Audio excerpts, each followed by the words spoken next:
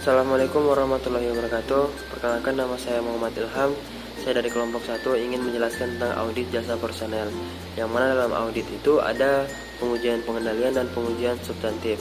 Siklus jasa personel dalam perusahaan melibatkan 3 fungsi. Yang pertama ada fungsi personalia, yang itu bertanggung jawab dalam pengangkatan karyawan, penetapan tarif gaji dan upah, promosi dan penurunan pangkat dan sebagainya. Yang kedua ada fungsi keuangan, bertanggung jawab atas pelaksanaan pembayaran gaji dan upah serta berbagai tunjangan kesejahteraan karyawan. Yang ketiga ada fungsi akuntansi, bertanggung jawab atas pencatatan biaya dan distribusi tenaga kerja untuk kepentingan perhitungan pos produksi dan penyediaan informasi guna pengawasan biaya tenaga kerja. Selanjutnya, perencanaan program audit untuk pengujian pengendalian terhadap siklus jasa personel. Yang ke-1, fungsi terkait berada di tangan unit-unit organisasi. Yang pertama, fungsi penerimaan pegawai, fungsi pencatatan waktu, fungsi pembuat daftar gaji dan upah, fungsi pembuat bukti kas keluar, fungsi pembayaran gaji dan upah, fungsi akuntansi biaya, dan fungsi akuntansi umum. Nomor 2, dokumen sumber dan dokumen pendukung. Yang pertama ada dokumen pendukung perubahan gaji dan upah, kartu jam hadir, kartu jam kerja, daftar gaji dan upah, rekap daftar gaji dan upah, surat penyertaan gaji dan upah, amplop gaji dan upah, dan bukti kas keluar. Nomor 3 ada pencatatan akuntansi untuk siklus jasa personel. Yang pertama jurnal umum, kartu pos produk, bukti pembantu biaya, dan kartu penghasilan karyawan. Assalamualaikum warahmatullahi wabarakatuh. Di sini saya Najmuddin Azam. Saya akan melanjutkan materi tentang perencanaan program audit untuk pengendalian terhadap siklus jasa personel. Lanjut yang keempat itu ada bagan sistem informasi akuntansi. Disajikan dalam bentuk bagan alir sistem informasi akuntansi penggajian yang merupakan sistem pembayaran atas jasa karyawan yang bekerja sebagai manajer atau karyawan yang gajinya dibayarkan bulanan, tidak tergantung dari jumlah jam atau hari kerja atau jumlah produk yang dihasilkan. Tanda bukti penggajian dibuktikan oleh penandatanganan karyawan atau kartu hasil karyawan. Yang kelima, ada salah saji potensial aktivitas pengendalian yang diperlukan dan prosedur audit untuk pengujian pengendalian yang digunakan oleh auditor. Lanjut yang keenam, itu ada penjelasan aktivitas pengendalian yang diperlukan. Di antaranya ada fungsi pencatatan waktu hadir harus terpisah dari fungsi operasi. Terus otoritas dari manajer yang berwenang, penggunaan formulir bernomor urut untuk cetak dan penggunaannya dipertanggungjawabkan. Pencatatan independen atas segala hal yang berhubungan dengan penggajian.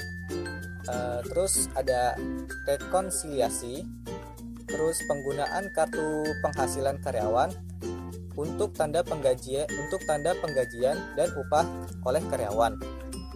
Yang terakhir ada penggunaan panduan akun dan pelaporan biaya tenaga kerja pada waktu yang tepat.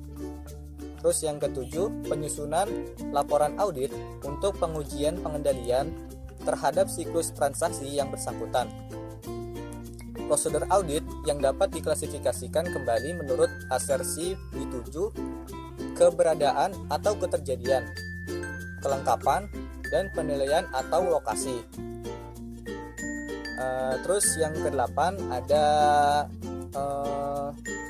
penjelasan program audit untuk pengujian pengendalian terhadap transaksi yang bersangkutan. Di antaranya ada lakukan pengamatan terhadap pemisah fungsi pembuatan daftar gaji dan upah dari fungsi pembayaran gaji dan upah fungsi pencatatan waktu hadir dari fungsi operasi. Selanjutnya, lakukan pengamatan terhadap pembayaran gaji dan upah.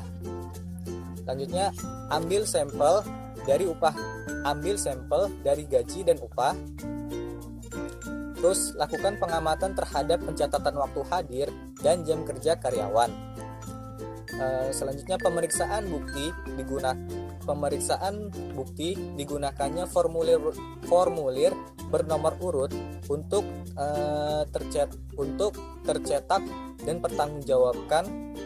pertanggungjawaban pemakaian formulir tersebut.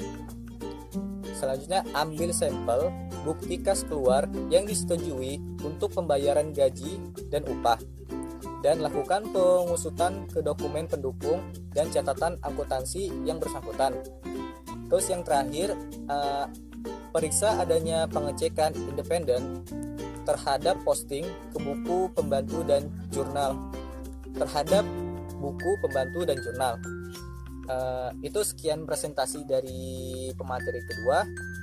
Selanjutnya akan dilanjutkan pada pemateri ketiga. Assalamualaikum warahmatullahi wabarakatuh.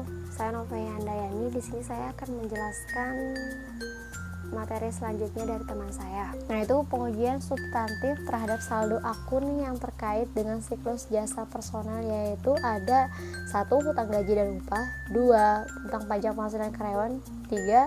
Hutang dana pensiun, 4. Hutang bonus, 5. Hutang komisi. Pengujian substantif secara spesifik berlaku terhadap berbagai saldo akun yang terkait dengan siklus jasa personel yang terletak pada yaitu prosedur analitik, kedua perhitungan kembali utang gaji dan upah, ketiga ada verifikasi terhadap kompensasi bagi eksekutif. Jadi saya akan menjelaskan yang pertama, yaitu prosedur analitik, yang dimana itu perbandingan biaya karyawan, kedua perbandingan saldo utang yang berkaitan dengan siklus jasa personel yang tercantum dalam neraca yang diaudit dengan saldo utang dalam neraca tersebut pada tahun sebelumnya. Ketiga, perhitungan rasio biaya pajak penghasilan karyawan dengan total biaya karyawan dan perbandingan rasio tersebut dengan rasio yang sama pada tahun sebelumnya. Ketiga, rekonsiliasi jumlah pajak penghasilan karyawan dengan jumlah yang tercantum dalam SPT pajak penghasilan karyawan. Kedua, ada perhitungan kembali utang gaji dan upah, yang dimana itu dengan cara mereview perhitungan yang dilakukan manajer atas utang gaji dan upah, kompensasi, bonus, dan tunjangan cuti karyawan.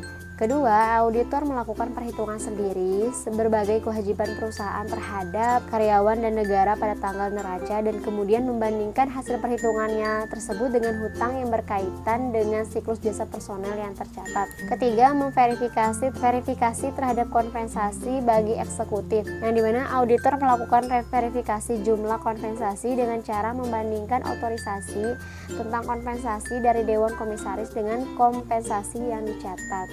Sekian materi dari saya.